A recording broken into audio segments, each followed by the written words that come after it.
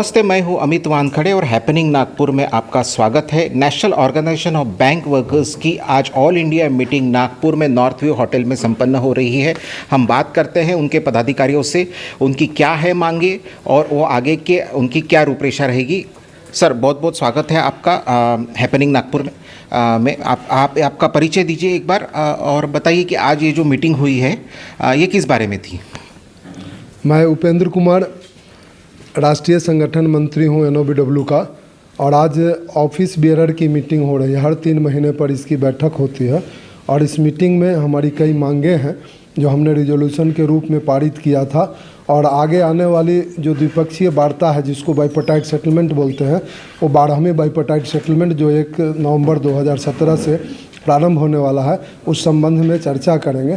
साथ ही UABU के द्वारा आयोजित होने वाली 27 जून को जो हड़ताल है जिसमें निजीकरण के विरोध में और कई ऐसे प्रस्ताव हैं जैसे रिटायरीज के इशूज़ हैं, वीमेन के इशूज़ हैं और एक सर्विसमैन के इशूज़ हैं, डेली वेजेज के रेगुलराइजेशन की बातें हैं, इन सबों को लेकर के हम आज ये चर्चा कर रहे हैं। सर, बहुत बहुत धन्यवाद हमसे बात करने के लिए। हमारे साथ और एक पदाधिकारी है, हम उनसे भी चर्चा करेंगे। सर, आपका परिचय दीजिए और आज जो ये नेशनल लेवल की मीटिंग है उसमें कहाँ से डेलीगेट्स आए वो थोड़ा सा बताइए। धन्यवाद। मेरा नाम मनमोहन दास है। मैं राष्ट्रीय महामंत्री national organisation of bank worker हूँ। जैसा कि मैं लखनऊ से आया हूँ और आज की इस बैठक में हमारे 26 पदाधिकारी हैं जिनको हम ऑफिस बेयरर बोलते हैं, और वो संपूर्ण भारतवर्ष से यहाँ पर आए हुए हैं। सर, क्या मुख्य मुद्दे हैं जो यहाँ पे डिस्कस किए जा रहे हैं। हमारा मुख्य मुद्दा ये है कि हम अपने NOBW ऑर्गेनाइजेशन को कैसे एक चरम स्थिति पे ले जाएं, मेजॉरिटी की ओर ले जाएं, और हम लोगों ने चर्चा की है कैसे हम अपने वर्कर को एक अच्छी स्थिति पे लेकर आएँ, उनको एक अच्छा माहौल दे पाएँ। सर, अभी करंट में जो बैंक वर्कर्स हैं उनको क्या क्या तकलीफ़ें आ रही है। हाँ, जैसे बैंक वर्कर की बात करें तो बैंक वर्कर की मेन तकलीफ़ें वर्किंग आवर को लेके है, और अभी कुछ सालों से हमारे रिक्रूटमेंट नहीं होना है, ये भी एक बड़ा मुख्य कारण है। जैसा कि हमने आपको पहले ही बताया है कि अधिकारी और अवार्ड स्टाफ का रेशियो पहले 1:4 और ज़्यादा हुआ करता था, और आज ये घट के उल्टा हो गया है, और कई कई ब्रांचों में तो एक भी क्लर्कल स्टाफ आपको नहीं दिखाई देगा। सर, खास करके जो ग्रामीण भाग में जो ब्रांचेस है वहाँ पे स्टाफ की कमी वगैरह भी है, उस बारे में आपका क्या बोलना है। जी, ग्रामीण में तो अभी जैसा कि ये देखने को आ रहा है कि आने वाले समय में हमारे यहाँ महिला स्टाफ, जिसकी हम डिमांड भी रखे हैं कि उनको सिक्योरिटी और सेफ्टी दी जाए। अब चूँकि उनकी भी भागीदारी बैंकों में मोर देन 47% होने के कारण अब उन्हें भी ग्रामीण अंचलों में पोस्टिंग दी जा रही है, और उनको महिला होने के नाते उनको विशेष रूप से टॉयलेट की सुविधा, छुट्टियों की सुविधा नहीं दे रही, जैसे उनको एक वर्कर के रूप में यूज़ किया जा रहा है, ना कि महिला के रूप में। तो हमारा यही मांग है भारत सरकार से, फाइनेंस मिनिस्टर से, कि कम से कम अगर एक बेसिक एमिनिटीज़ उनको प्रोवाइड किया जाए, और उनको महिला होने के कारण उनको जो भी बेसिक सुविधाएँ हैं उनको कम से कम मुहैया कराया जाए। सर, ये जो बेसिक एमिनिटीज़ है ये तो ऑलरेडी लॉ में लिखा हुआ है कि बेसिक एमिनिटीज़ ये देना ही है, फिर भी बैंक क्यों नहीं दे पा रही है। सर, लॉ एंड प्रैक्टिस आप देख रहे हैं कैसे इम्प्लीमेंट हो रहा है। इवन आप स्वयं एक वरिष्ठ पत्रकार होने के नाते जगह जगह जा रहे होंगे, इवन ग्रामीण अंचल में जाके देखिए कि क्या स्थिति है बैंकों की। वहाँ पे मैनेजमेंट केवल एक बैंक खोल दिया है, ना कि एक बाथरूम कर दिया, वो कॉमन बाथरूम है, भीड़ इतनी है कि लोग उसको संभाल भी नहीं पा रहे हैं। तो हमारा यही डिमांड है, कम से कम कस्टमर बेस, ब्रांच बेस आप मैन पावर दीजिए। तो सर, ये सब को लेके आप निवेदन कब और किसको देने वाले। ये सब लेके हम लोग निवेदन अभी 10 तारीख को CLC में दिल्ली में ऑलरेडी दायर हो गया है, और अब से लेके 27 तक चरणबद्ध तरीके से हम लोग अपना डिमांड रखेंगे। बैंकों में ब्लैक पट्टी देंगे, धरना देंगे, और 27 ये तारीख अभी 16 है, 18 है, 22 है, फिर 25 है, फिर 27 तारीख को फाइनली हमारा स्ट्राइक है।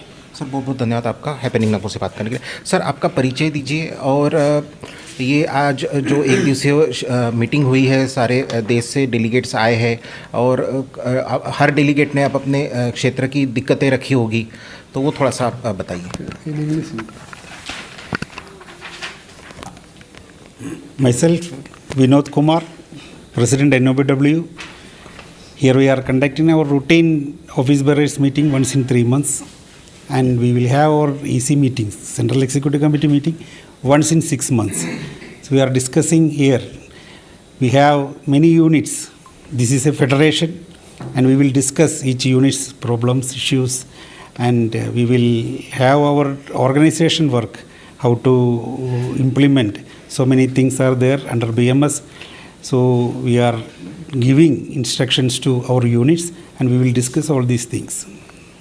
So there are many areas where there are law and order problems, like in Maharashtra we have Gadchiroli, there is a Naxalite problem, and also in North India there are some states where there is undue pressure from the local politicians on the bank people for disbursing loans and all these things, and if they don't do what the local politicians want, they are threatened also. So how do you see to this problem?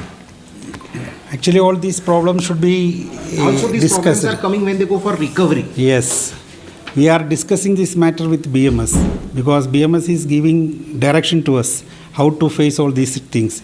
We cannot take any independent decision because we are concentrating on our. No, but on the field, if you are having the problem that your person is going for recovery, there he is facing problem. So then, are you asking for any proper protection? Yes, you know that BMS is the largest trade union. We have committees in all states, all districts. So we will give them protection through BMS because NOBW is one of the federations of BMS.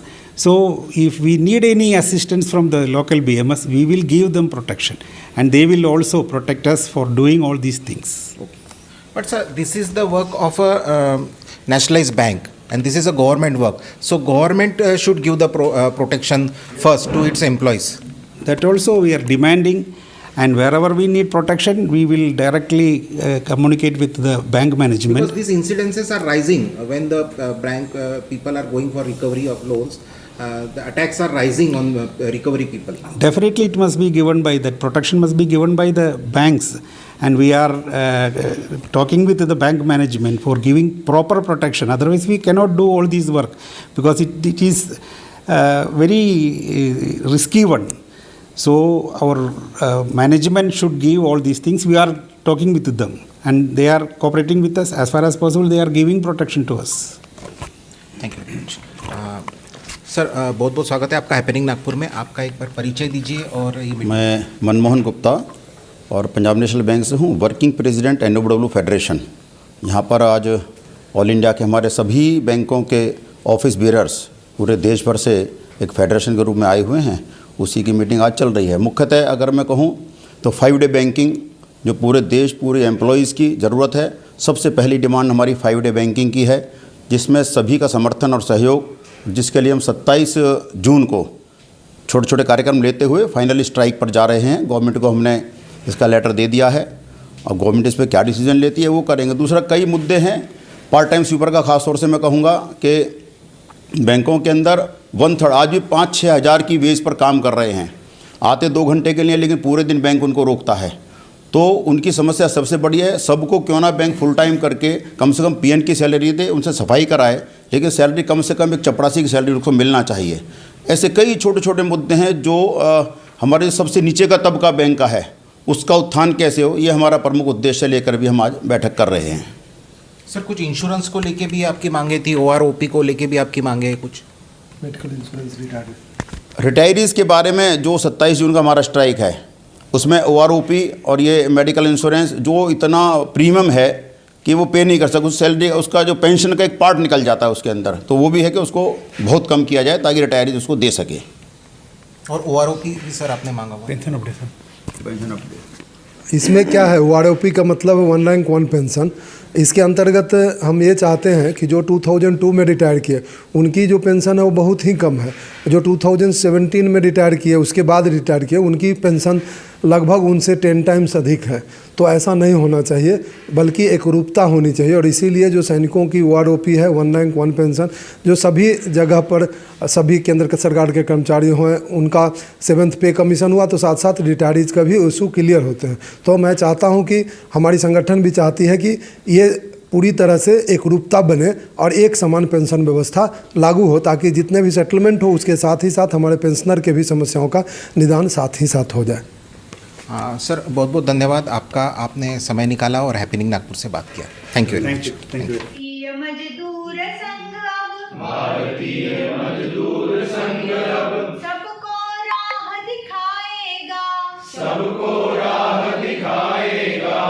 जाग उठा मजदूर देश का, जाग उठा मजदूर देश का। परिवर्तन अब आएगा, परिवर्तन अब आएगा।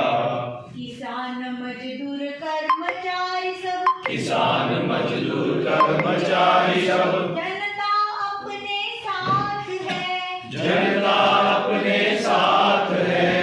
भारत के कोने कोने में, भारत के कोने कोने में फैला अपना काज है, फैला अपना काज है। श्रम नीति का मार्ग हमारा, श्रम नीति का मार्ग हमारा। सुख समृद्धि लाएगा, सुख समृद्धि लाएगा।